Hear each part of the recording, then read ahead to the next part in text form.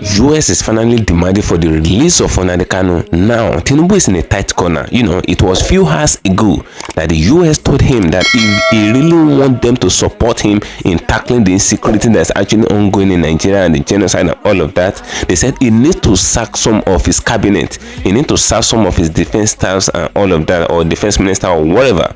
Now, the US gave him another condition. They said Tinubu needs to release Nnamdi Kanu so that I can actually support them by giving them the right information to actually tackle this Fulani insecurity that is ongoing or ravaging everywhere in Nigeria. Now, Tinubu is on the dead end. He have no choice now than to obey what is coming from the US and all of that as regards to Nnamdi Kanu. I'll play the full video for you to hear everything with your ear. You see things the way it goes in this very video. So I'd like guys to stay connected to the end of this video. If you can share the video, just do what to share it. Share to different social media platforms, share to groups, share to people. If you're a true lover of Nnamdi Kanu, share the video to everyone. Let a lot of people get to know what's actually ongoing as regards to Nnamdi Kanu, because some people thought the moment they gave him a life sentence that that's all for him. But come and see what is going on. If you can't share the video, just like it, give it a thumb up so that will be recommended for us. Just stay connected. I'm coming back again. Welcome you back to LAJUPOG Watch TV. I don't have bad news for you today. The home of religious gossip. But you should believe the fight for Mohammed. What is happening in the Christendom? Join now to make sense with LAJUPOG. Hello my great wonderful viewers, welcome back to LAJUPOG Watch TV. For those of you coming across this channel for the very first time, just do what to click the red subscription button appearing on your video screen, and at the same time do what to click the notification bell icon so that whenever we drop a new video in few hours time, you will be the first person that YouTube will easily notify. Now the matter of Nnamdi Kanu is already entering into another level. US are the one actually controlling things as far as Nigeria is concerned now, because Tinubu did not even know what to do again. Nigeria is seeking for help as regards the insecurity that is ongoing in Nigeria. Now the US have already planned of actually supporting Tinubu, giving him some level of intelligence and all of that just to tackle the insecurity that is ongoing in Nigeria. In fact, the US jet actually flew all around Sambisa Forest for more than 3 days just to survey where the bandits are and all of that. Now as the matter remains, US told Tinubu, they said if he really wants them to actually tackle the insecurities in Nigeria, that many of the people in his cabinet, he need to flush them off. Now, since yesterday, you'll be hearing the news of the fact that many of Tinubu defense minister, all of that, they'll be resigning. Why Tinubu is bringing in some new people like General Musa and all of that, which Nigerians were actually applauding him for, because General Musa happens to be a very good man as far as the military of Nigeria is concerned. Now a lot of people are being flushed out of the cabinet, and a lot of people that are linked to insecurities and all of that, or this terrorism thing, many of them US have pointed them out that Tinubu should withdraw them from his cabinet so that immunity will not be on them in case if they want to catch them and penalize them. On the same way as they telling Tinubu to flush out some people, they telling him to bring in some people in the likes of Nnamdi Kanu, because if you should remember, before they arrest Nnamdi Kanu actually know a lot as regards the agenda of the Fulanis and all the banditry thing that they're doing. He knows a lot now. US need the intelligence of Nnamdi Kanu. Said Tinubu needs to release this man for them. You will hear things for yourself in this very video. Let me play you the video. I would like us to stay connected to the end of the video. If you can share the video, just do what to share it. Share to different social media platforms. Let it go viral, and if you can share it, just like the video, like it, give it a thumb up so that it will be recommended for us. You will hear what the US congressman actually said. You will hear what Trump said. And come and say the directive they give to Tinubu. Hear things for yourself. I'm coming back again. Thank you, Mr. Chairman. Thank you, Chairman Smith, for convening this hearing. And I just want to recognize real quick the tremendous impact that Chairman Smith has had in this realm of human rights, Christian persecution over the decades. I'm a former staff member, actually, of this committee. I worked on this committee when Chairman Smith was on this committee. He had a very large impact on me as a staff member, and to come full circle back around to be on a hearing on such an issue that was really inspired by Chairman Smith's work here when I was a staff member. Thank you for that. And but I think one of the things that's, and I would say disheartening in this, hearing some of the media reporting and frankly some of my colleagues on the other side of the dais here, is this misdirection of what is happening. There is a persecution of Christians in Nigeria. The witnesses have made that clear. We heard the bishop speak. I don't know how many times we have to hear it or how many reports of martyred Christians, my brothers and sisters in Christ in Nigeria, how many times we have to hear that happen to take it seriously. And one of the things that concerns me is that it feels like at times it's echoing an indifference around this, and somehow we're going to develop our way out of it through developmental programs, and this indifference sounds like echoes of Rwanda to me, where we did nothing on that. And I think, as you remember quite clearly, President Clinton has stated that as one of his largest failures in his administration. President Trump has made a definitive decision to actively engage and stop the killing in Nigeria, and I think he deserves a lot of credit for that. You all have used a word that I think is very apt in this, and this is prioritization. And as Chairman Smith put it perfectly in his opening statement of this hearing when he spoke with the senior officials in Nigerian government, is that we do want to work with them. We have the opportunity here. I think the Nigerians have an opportunity to deepen and strengthen their relationship with the United States if they will prioritize the protection of these communities. Of course, non-Christians are being killed too. We're not saying that's not happening, but there is a systematic, targeted campaign that's happening here. I met with that same delegation, same as Chairman Smith did, and some of the feedback we were getting is a little bit of that same misdirection. But let's not turn a blind eye to what's happening. Let's not believe our lying eyes, right? One thing I'd want to point out here is we've had religious organizations and advocacy groups have been calling for humanitarian assistance in the Middle Belt region. And my understanding is that the Tinubu administration has not specifically requested it.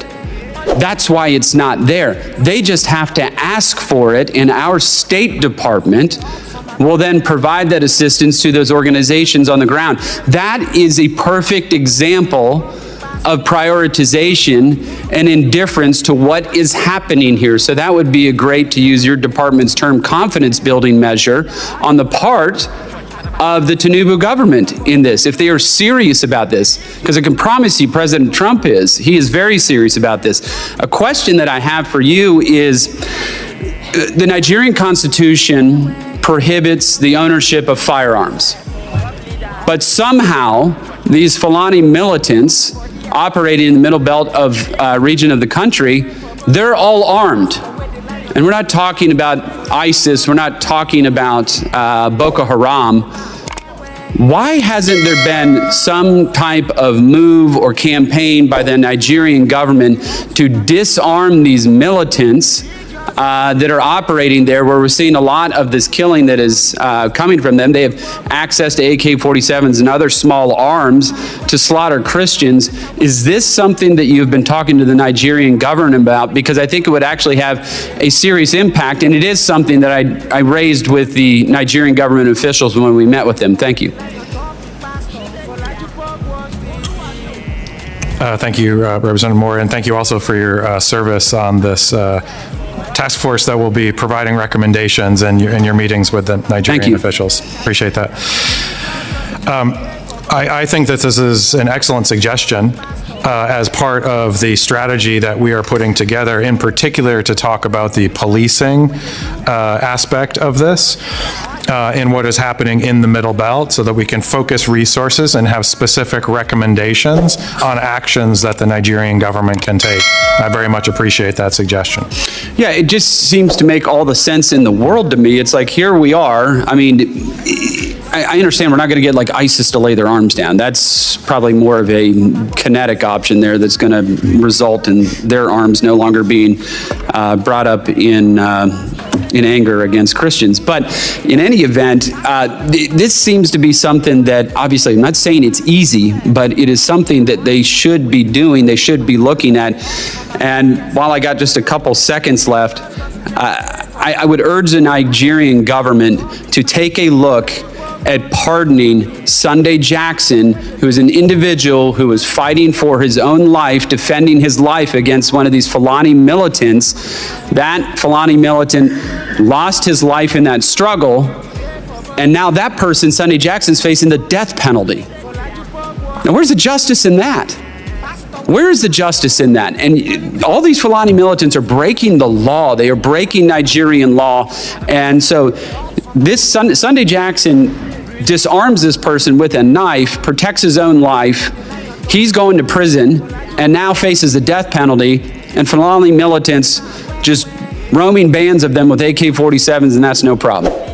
You are so right about this question of prioritization. I know I'm over time, Mr. Chairman, but I appreciate the time. Now you can hear everything that the US congressman actually said.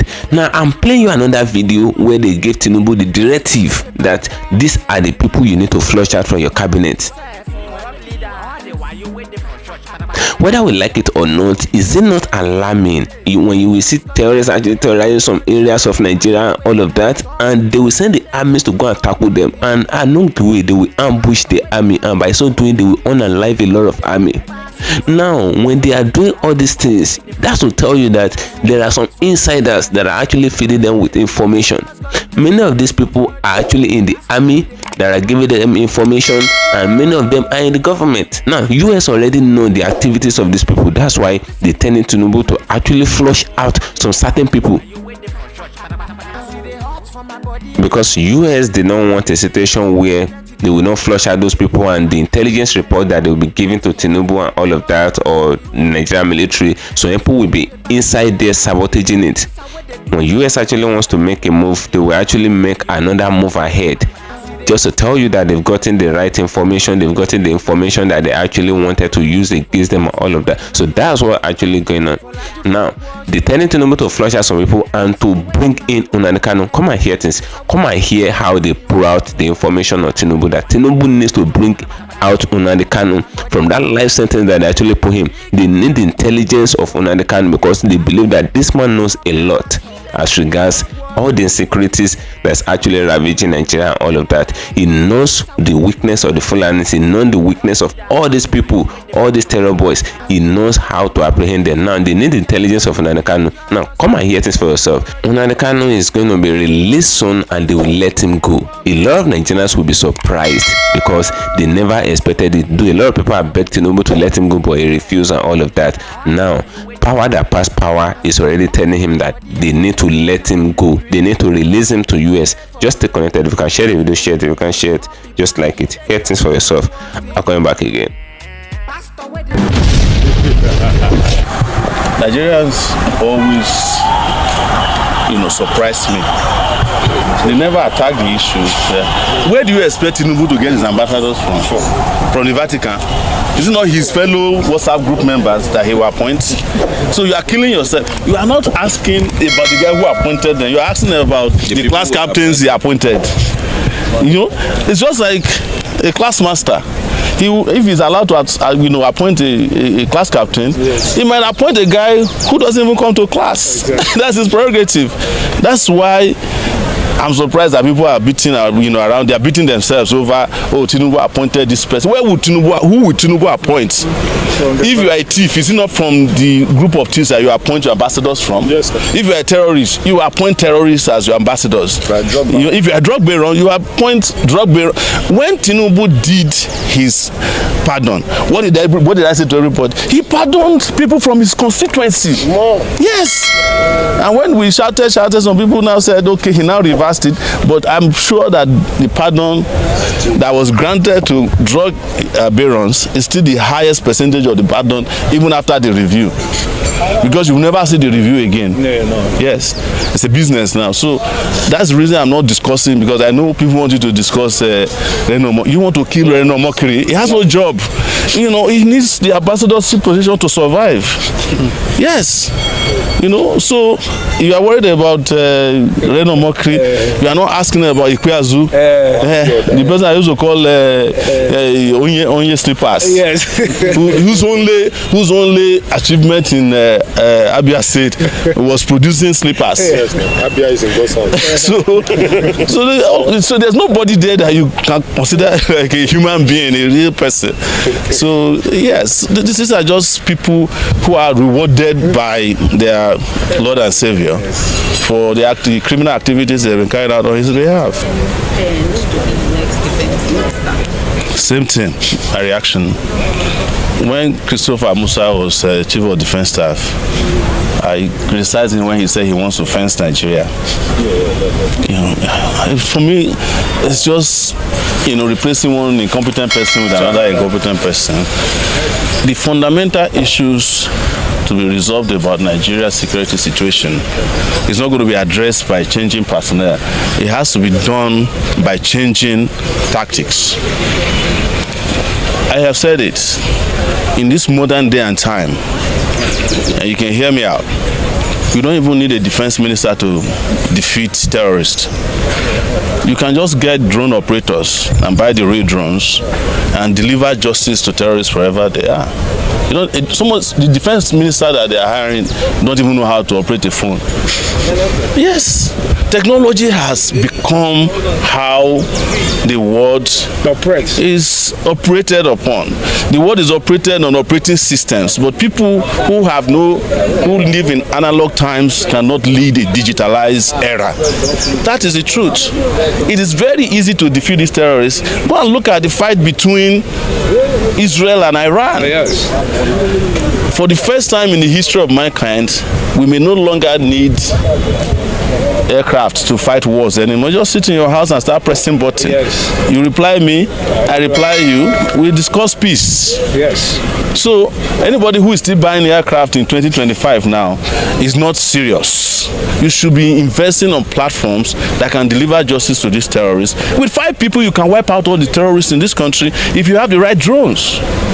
But when you ask them to go and buy drones now, the one they will buy for 100,000 is the same one they use in covering wedding, which is $2,000. So when you have those kind of people in your procurement section, you have no chance in the world to deliver justice to terrorists.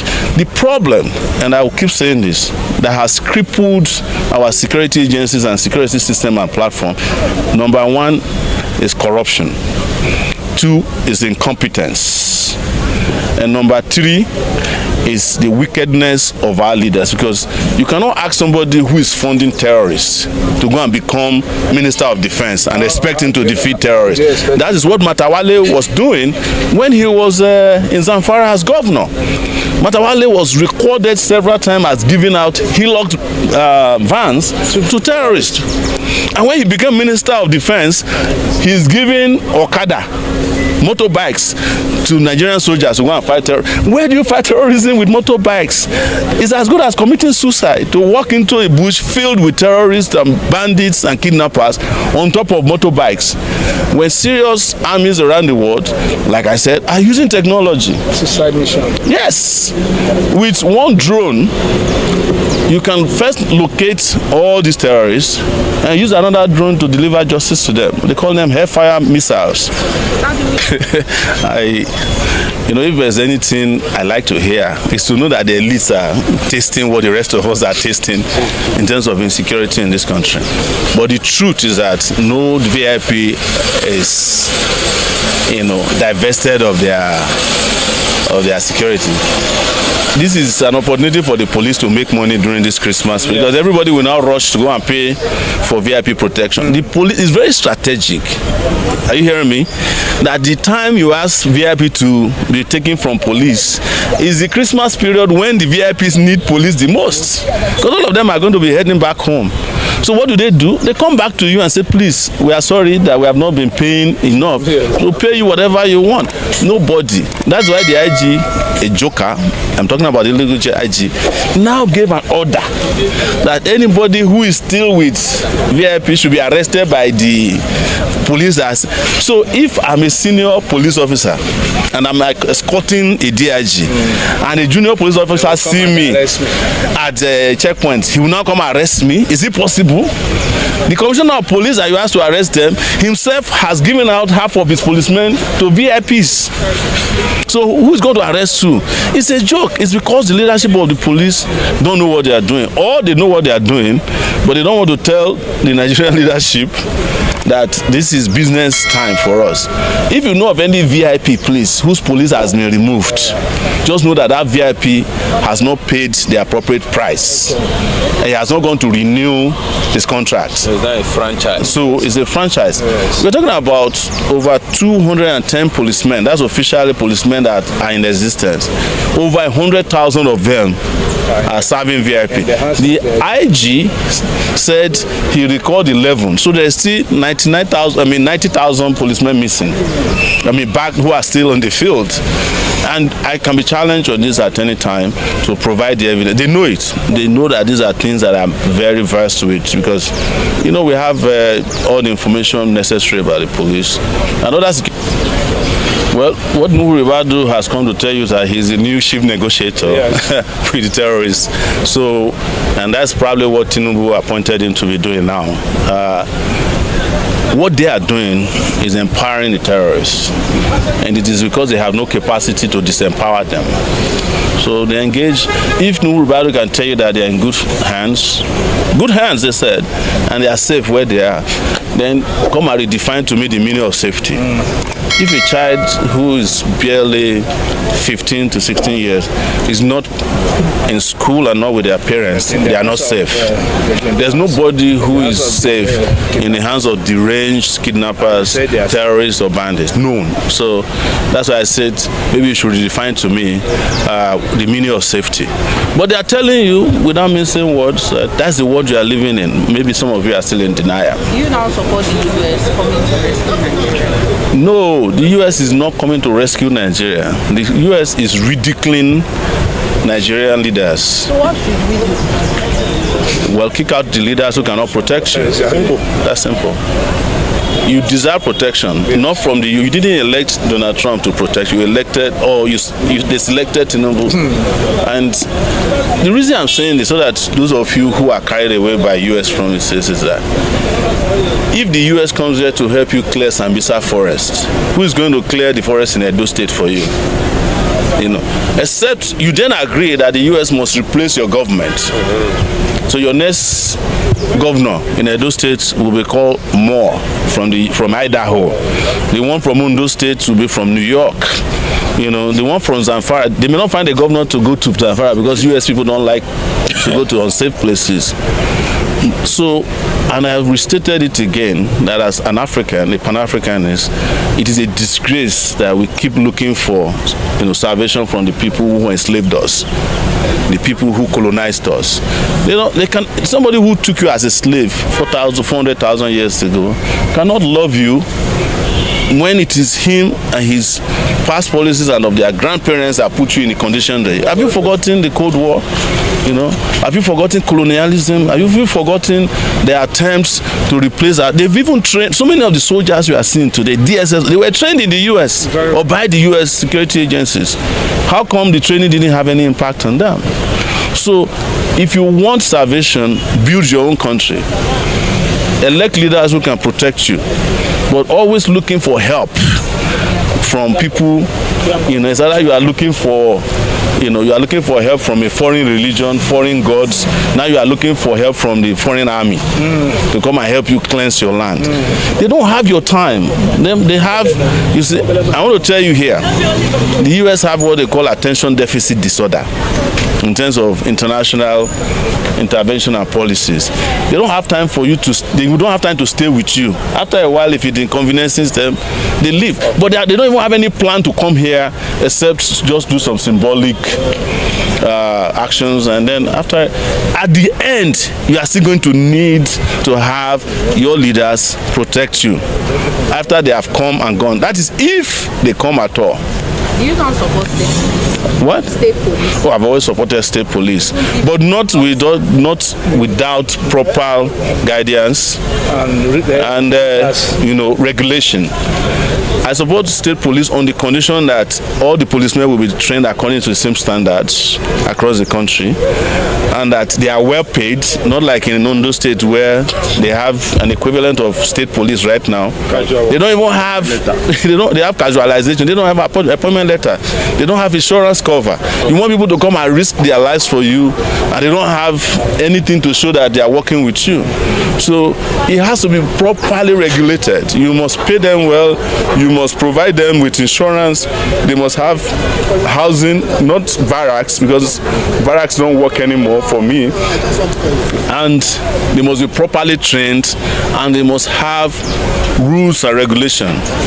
Because we've seen a situation where in Osun State and I think Ondo State, the leader of the Amotekun in Ondo State is trying to kill some of his staff who are opposed to the way he's running the place. In Osun State, there was some shooting in which they just arbitrarily kill people.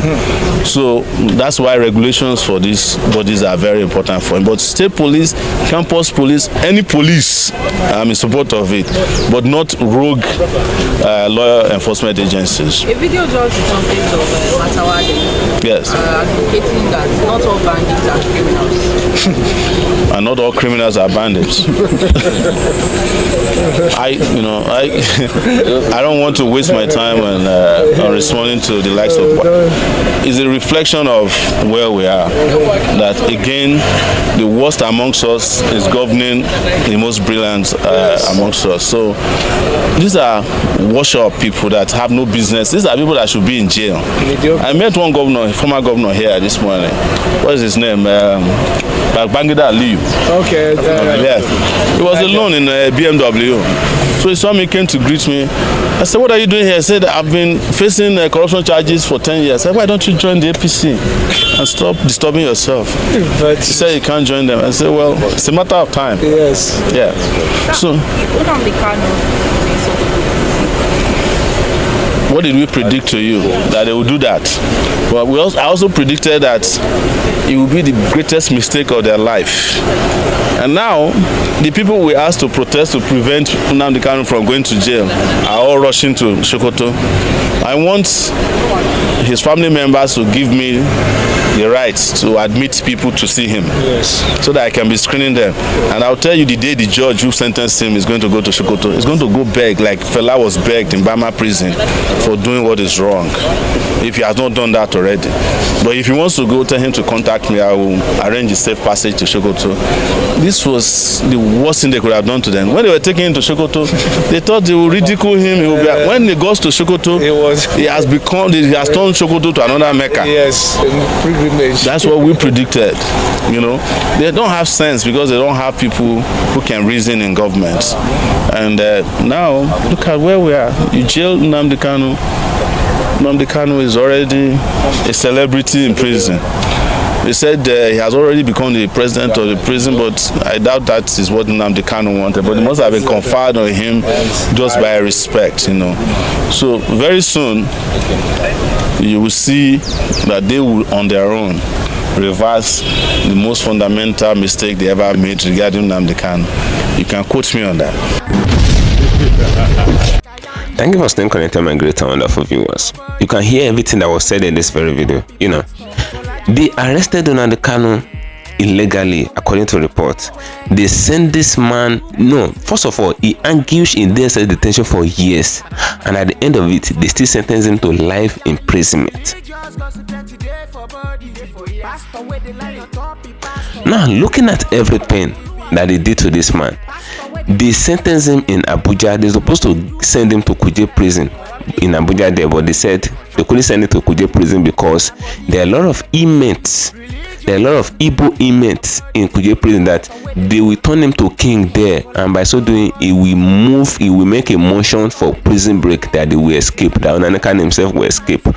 Now they make a motion to send him to Sokoto prison. Now they sent Nnamdi Kanu to Sokoto prison to go and meet the houses there and all of that. And at the end of it, Nnamdi Kanu, the same Nnamdi Kanu that they intentionally sent to Sokoto prison so that nobody will hear anything about again, nobody will know him there. The moment Nnamdi Kanu got there, everybody recognized him. Everybody in Sokoto prison recognized him. In fact, they made him immediately the president of Sokoto prison. He made him their president. The inmates there, the convicted people there, made him their president. Now, as a matter remains, the same Nnamdi Kanu in question was the first person that a sitting governor went to visit in prison, Sir Alex Oti. He went to visit Nnamdi Kanu a few days ago, and the US are now demanding for the immediate release of Nnamdi Kanu because they need him.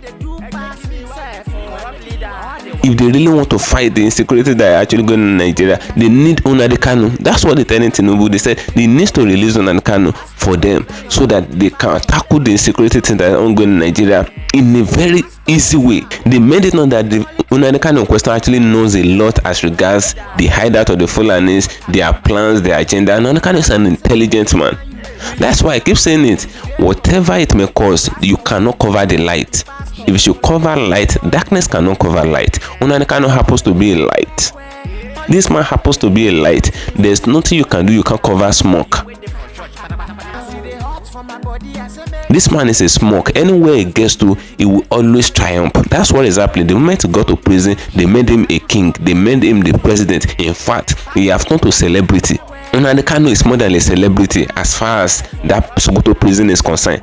Now they demanded for his help to tackle the insecurity that is ongoing in Nigeria. The moment they told Tinubu to actually flush out some of his cabinet, because US said something, they said if they really want to tackle the insecurity that is ongoing on in Nigeria, that a lot of people in the government will go with it, that they are much, they are too much, that they will go with it. They said many people are the sponsors of Boko Haram in that government, because whether we like it or not, where are all those Boko Haram saying all those sophisticated weapons? Where did they see money to buy all those things? Is it cow that they are selling that made them to realize such a money? Do you know how much they're selling all those rivals and all of that? Where did they sell all those money? You should know that these people actually have these sponsors. Now, some of them are coming out again. They are telling the Nigerian government not to unalive any bandit or all of that. They said they are their brothers in the forest and all of that. And these are government people coming out to say all these things, making it known obviously that the life of the people that the Boko Haram or the bandit are actually taking doesn't really matter to them. They saying that they should be negotiating with bandit the lives of Gumi, Sheikh Gumi, Oga for bandit, middleman for bandit in Nigeria. So those are the people that US are actually after, according to reports. So they said Tinubu should flush all those people out. You should bring all of them out. That if you should eventually bring all of them out, things will actually work well between US and Nigeria. They will be able to give Nigeria the right intelligence to tackle the insecurity that is ongoing there and unalive all the terrorists and all of that. Now, Nnamdi Kanu is needed, and this man needs to be released with immediate effect. That's what US said. Now, drop a pin in the comment section of this video. What do you think will happen? What do you think will happen? Do you think they will release this man to actually help in tackling the insecurity that is ongoing in different places in Nigeria? Do you think they will let him go after giving him life sentence? Drop a pin in the comment section. As I'm gonna to the for you, share, follow me on my social media handles on Facebook at LAJUPOG Watch TV and LAJUPOG Entertainment, on Instagram at LAJUPOG. Guess what, guys? See my next videos and bye for now. I see the hot for my body, I say make I yarn you. Religious gossip plenty day for body. Pastor with the line on top, be pastor. For LAJUPOG Watch TV. Pastor with the bar, where politician with the do pass himself. For leader, why you waiting for church? All as LAJUPOG Watch TV.